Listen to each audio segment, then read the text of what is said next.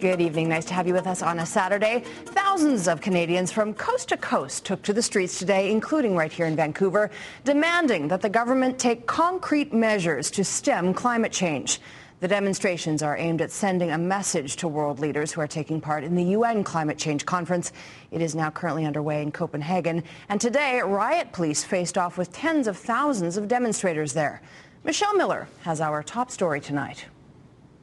Ooh, it's hot in here. There's too much carbon in the atmosphere. Outside the commercial SkyTrain station in Vancouver, Greenpeace activists drew a crowd with their singing and gasps with their stripping. Take action and get some satisfaction. Take action and get some satisfaction. You know what? They want to do it, fine with me.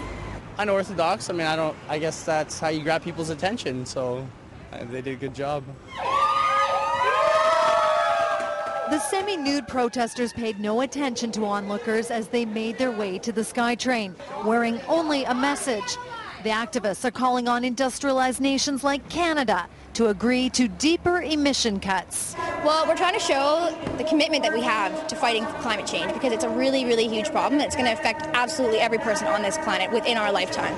At the Vancouver Library, dozens more demonstrators took part in an international day of climate action, all of them urging world leaders to hammer out a deal to cap carbon emissions.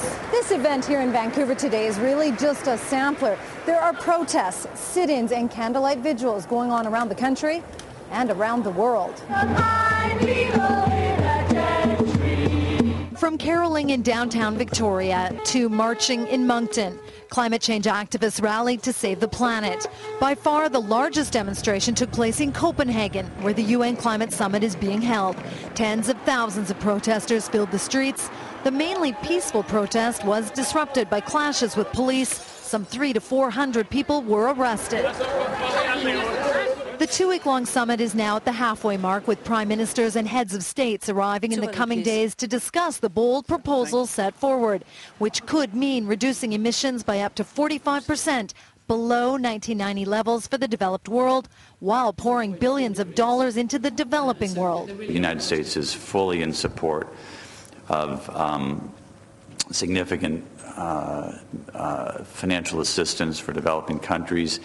It certainly continues to be my view that assistance ought to go to countries most in need. So far, Canada's response to the draft document is uncertain. The majority of Canadians care about this issue more than the government is indicating.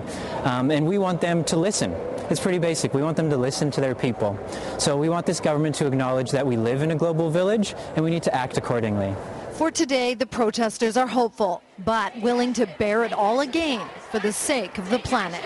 Take action and get some satisfaction.